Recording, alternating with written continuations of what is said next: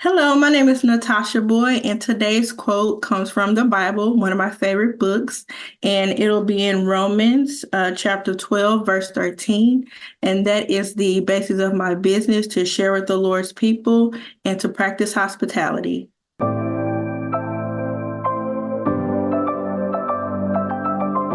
The Leader Assistant podcast exists to encourage and challenge assistants to become confident, game-changing leader assistants.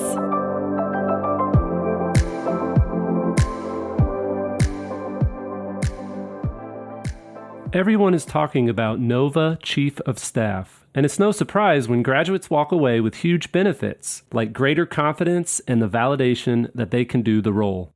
There are over 300 students in the Nova Chief of Staff certification course, many of which are growth-minded executive assistants like you. Many of the leader assistants taking the course aren't necessarily looking for a promotion, they simply want to become more effective, strategic, and game-changing assistants. Over 18 countries around the globe are represented by students in Nova's course, so I highly recommend you join the club. Visit leaderassistant.com/Nova to learn more about this amazing professional development resource. Hey friends, welcome to the Leader Assistant Podcast. It's episode 275. You can check out the show notes for this episode at leaderassistant.com/275. I'm your host, Jeremy Burrows, and today I'm speaking with Natasha Boyd. Natasha is a virtual assistant specializing in client service management. Natasha, welcome to the show. Thank you for having me, Jeremy. This is so great to be here. I'm honored. Yeah, likewise. And what part of the world are you in? I'm in Dallas, Texas. So I'm originally from Houston, but I've been here in Dallas for about 10 years. So I'm a Texas girl through and through. Nice. My wife was a teacher in Houston for a couple of years for Teach for America way back when. Okay. So That's awesome. she has a little bit of Houston experience. Yes, and I love educators, so shout out to your wife. That's awesome. Yes, definitely. So tell us a little bit about yourself. Do you have dogs, cats, Mhm. kids, all of the above? Yeah, for sure. So I've been married now for about 10 years. It'll be 10 years in June. So we'll be celebrating that 10-year milestone, which we're very excited about. And we met at the University of Houston, which is my alma mater. Go Cougs. Oh yeah, you got a big tournament coming up, eh? Yes, we do. So we'll be Although praying for I will say that by the time this goes live, Mhm. the tournament will have It'll be finished. So over. Yeah. let's just pretend that Houston won it all and you're Okay. celebrating. How about that? Yes. Awesome. Yes, of course. Let's speak it into existence. Yes. Yes, the Cougars are great. University of Houston is great. I love that school. So yes, that's where I met my husband. And then we moved here to Dallas about 9 years ago. And we have two little kids. So I have a 4-year-old little boy and a 1.5-year-old little girl. And we don't have any dogs or cats yet, but of course I feel like they're coming around, around the corner. They say you have to have like 2.5, kids and a dog. So it's coming soon. I feel it. Oh, there you go. Yeah. Awesome. Well, when you're not busy wrangling those kiddos hmm what or working, what do you like to Yeah. do on your free time? Yeah, so I love to read. As I said before, the Bible is one of my favorite books. I love to also read about finance and financial literacy and things of that nature. Way back when I used to be into, like the whole fantasy novels and everything, but I found out as I've grown older, like I have to, buckle down and get serious about things. I do like to have fun here now and then. I'll listen to some fun podcasts and things of that nature. But as far as reading, I really like educational things. So, Awesome. What's one of your yeah. favorite educational books that you've read recently? Oh, that I read recently. Oh, that's a good question. It Or maybe was even the one topic of it? it was about financial literacy, of course, and I think it was by Dave Ramsey, if I'm not mistaken, but I can't remember the actual name of the book. Okay. But yeah, so anything about, financial literacy and things of that nature, I love that stuff. Nice. Well, super excited to have you on the show. Thanks again. Tell us a little bit about your career journey and um, how you ended up as a virtual assistant. Yeah, for sure. So, when I graduated from college, I graduated with a degree in marketing and a minor in sales. So business marketing, and I was in the nonprofit field for a while after I graduated. And then once I moved here to Dallas, I became an office manager, and I was an office manager for about 10 years. And then once COVID hit, like a lot of us, I was furloughed from that job.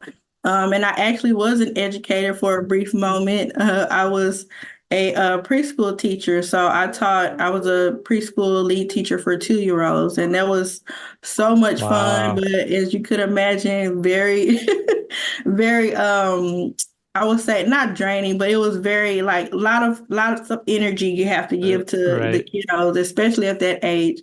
So I have two of my own, but I have like 10 in my class. So imagine 10 2-year-olds every day.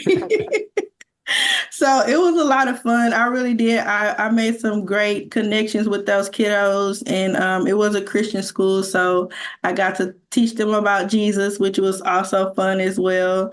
But after that, I got pregnant with my second child. So I was kind of getting my wheels turning, like, what can I do in order to have, flexibility for my own kids and be able to stay home with them and watch them grow and, be there for them when they're sick or, if they need to go to the doctors or something like that. So I really wanted that time and flexibility to have with my family. So that's when God planted, virtual assistants in my heart. And so I came up with the name the Clutch VA.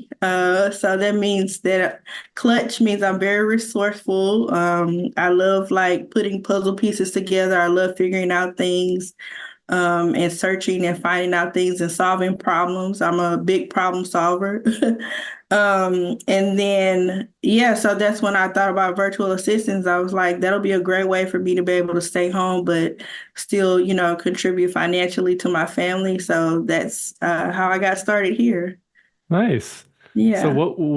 so when you started, how did you find clients? Like how did you get going? Yeah, so I really just took a leap of faith and I started posting about, service that I could offer to people on my Facebook and on my Instagram. And so a lot of my clients were people that I already knew.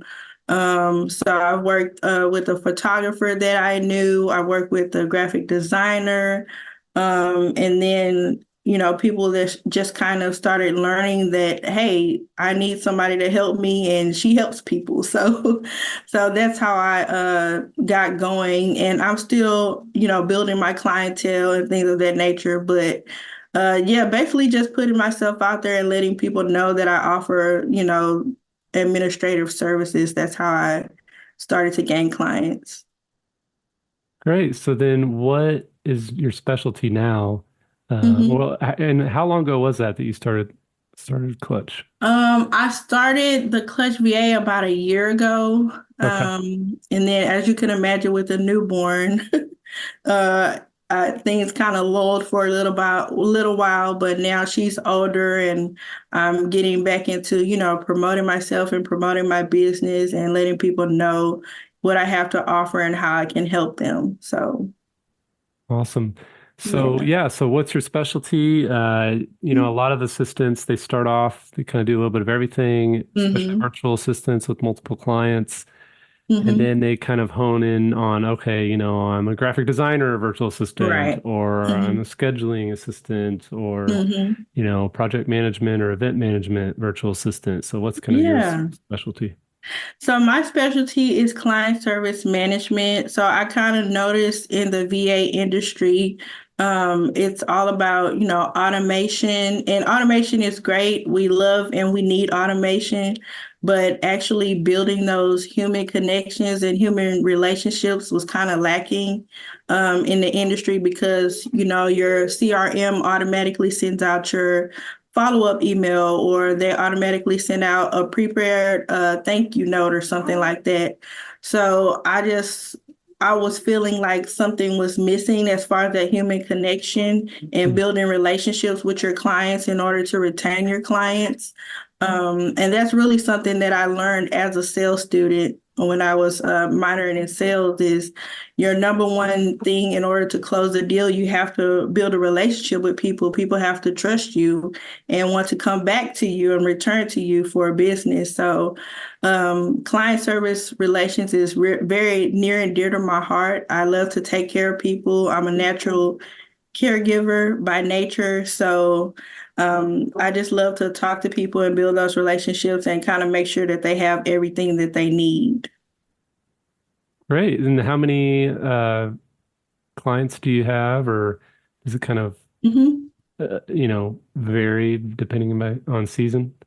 Yeah, so right now I have four stable clients, and then I also offer VIP days or where I offer a certain amount of hours where people can have me do bulk administrative tasks for them Oh, or okay. ad hoc tasks, so things of that nature. So I have four main clients that I work with now, but then I also offer those VIP days for people who are not quite ready to commit to a long-term VA or don't need one at this point in their business. Interesting. I really like that idea. So is it kind of like Mhm. project based? Like, hey, I have this Right. project I need help with. Can you crank it out? Exactly. Yeah, exactly. Nice, nice. hmm Well, what's maybe a good tip for assistants listening, as you've transitioned into this world and really um, jumped out on your own, like you said, take a hmm leap of faith. What's a Yeah. good tip for those who are thinking, you know what, I want to either leave my full-time job and be a virtual hmm assistant and get my own clients or whatever, or I just want to do a little bit on the side and have a Yeah. little bit of extra income. What's your number one tip for becoming a virtual assistant? Yeah, my number one tip is to keep going. So keep putting yourself out there, keep letting people know what you have to offer. Because if you don't put yourself out there, people don't know, what you can do for them and they don't know how you can help. So my number one tip is just to keep going, keep putting yourself out there. Don't be afraid. Don't spend 30 minutes on a graphic that you want to post. Like just, say be clear about what you offer and just put it out there and let people know that you can help them.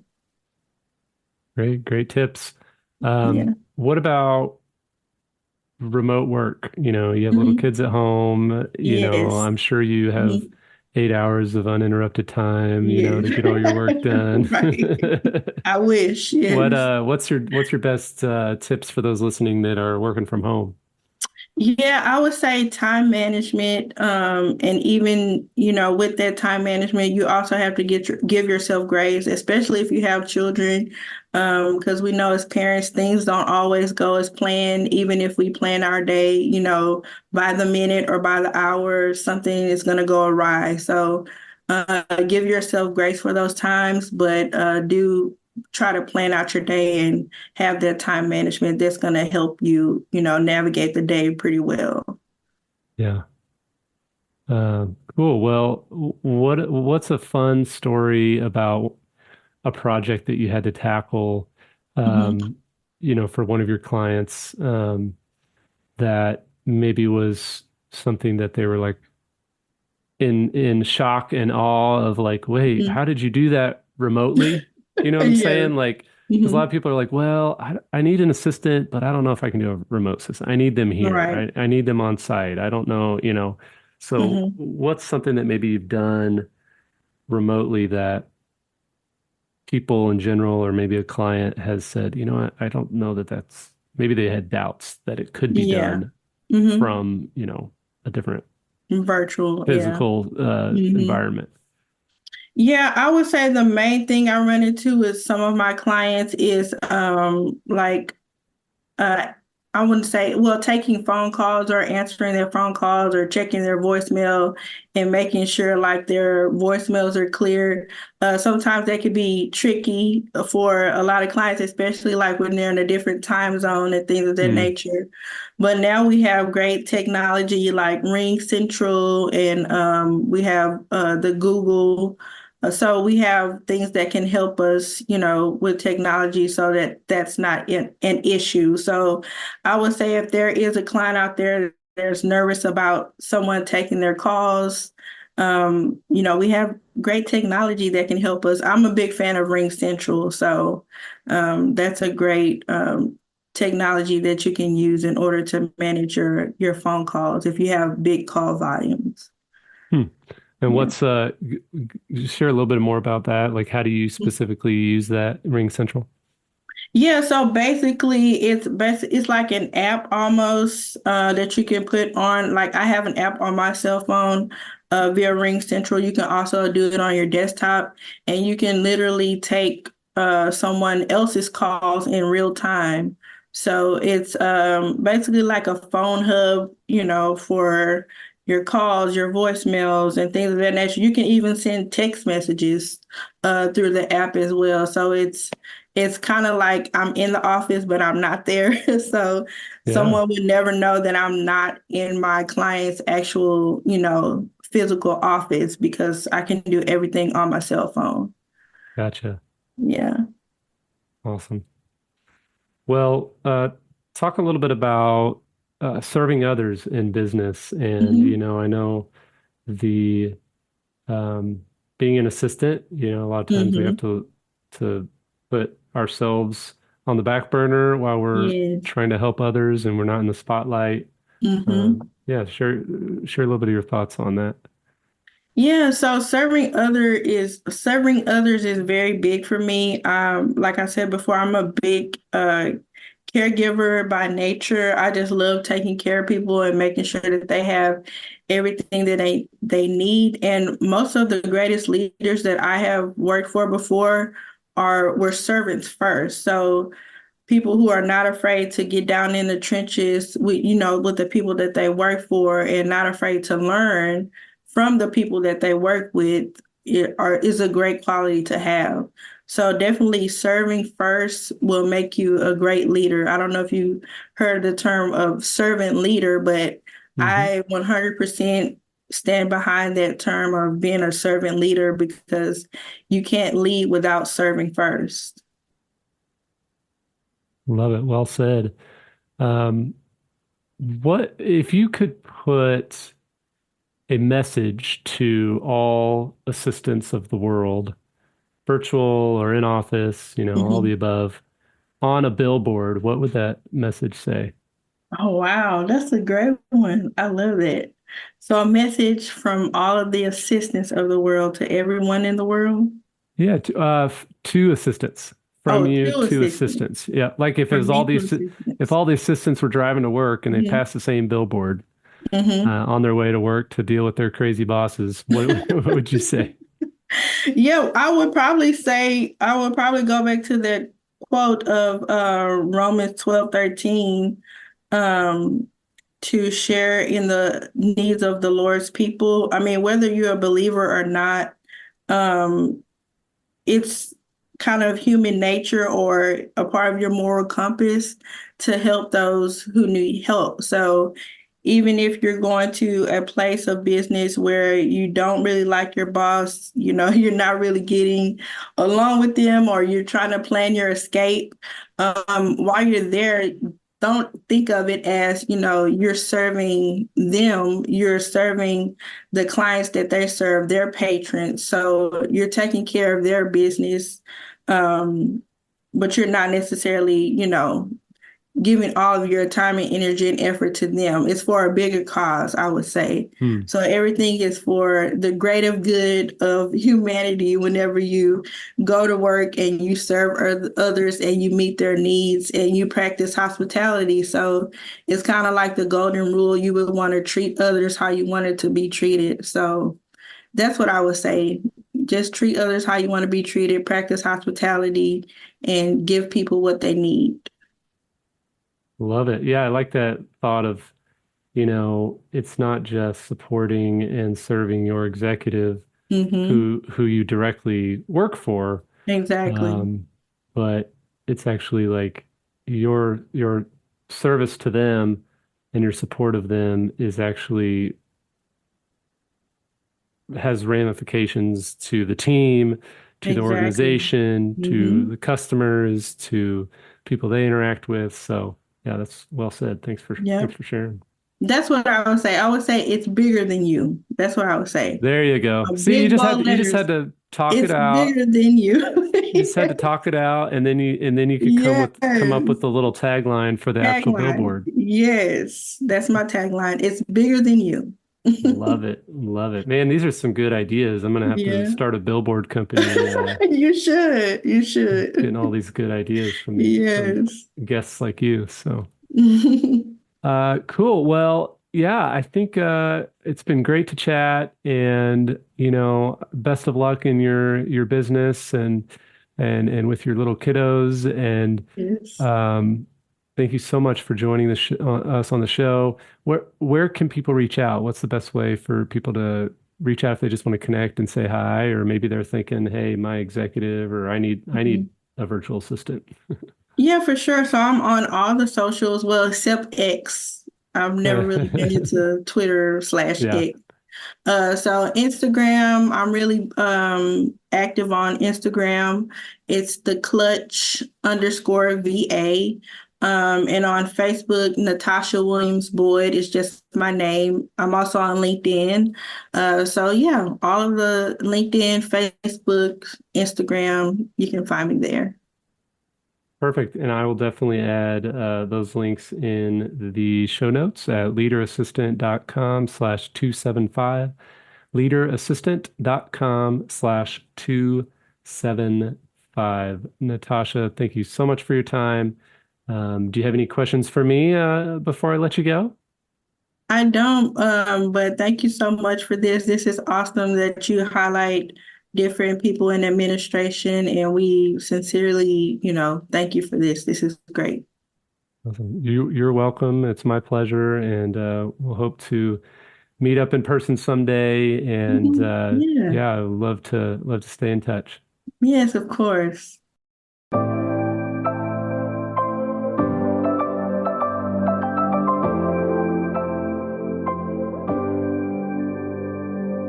Please review on Apple Podcasts.